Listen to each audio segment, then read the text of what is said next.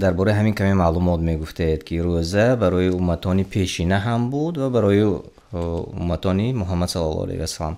یگان معلوماتی کوتاه درباره هم میگفتید. سوال است. بله، الله تعالی وقتی که ما را به روزه امر کرد، یا ایها الذین آمنوا کتب علیکم الصیام کما کتب علی الذین من قبلکم لعلکم تتقون، ای آنهایی که ایمان آوردید به شما روزه فرض گردانیده شد. یعنی روزه داشتن حتمی و ضروری است. روزه رو انکار کرده نمیشه، کافر میشه انسان.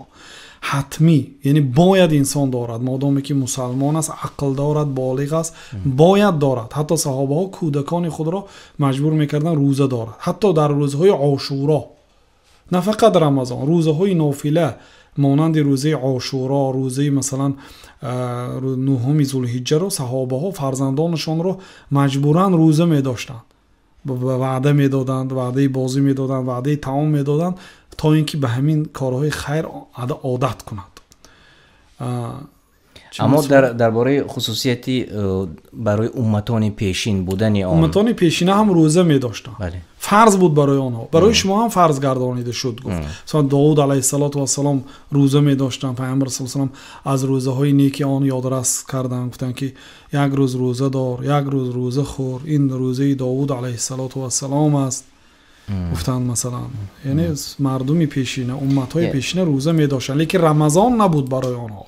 یعنی فرقیتش، چون ما در برنامه‌های گذشته بودیم، اکثر از آنهایی که این سوال را می‌دهند شاید شنیدند، چون در تفسیر آیات‌های درباره رمضان 184 سوره بقره تا 186 در تفسیرش همین آمده است. یعنی چگونه بود روزه داشتن امتان پیشین و فرقیتش چگونه بود؟ مثلا نصارا اول 40 روز می داشتند و بعدا برای کدام موافق روایاتی برای شاه شده 50 روز کردند و بعدا علاوه کردند.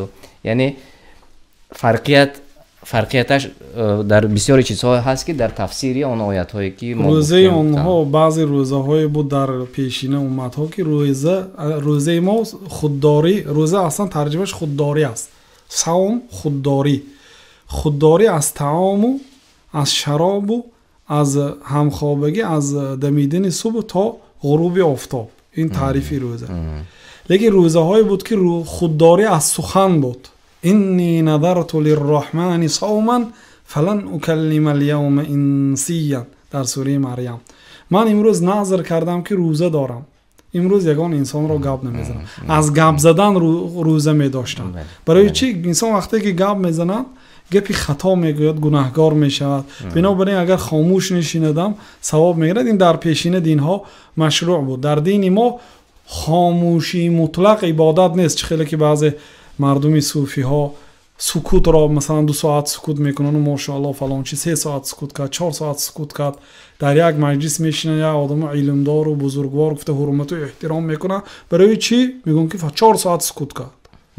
سکوت مطلق عبادت نیست. اگر شما سخن غیبت گفتنی شدید و سکوت کردید عبادت است، یا حقارت کردنی شدید لیکن خودداری کردید و سکوت کردید، در این حالت ثواب میگیرید.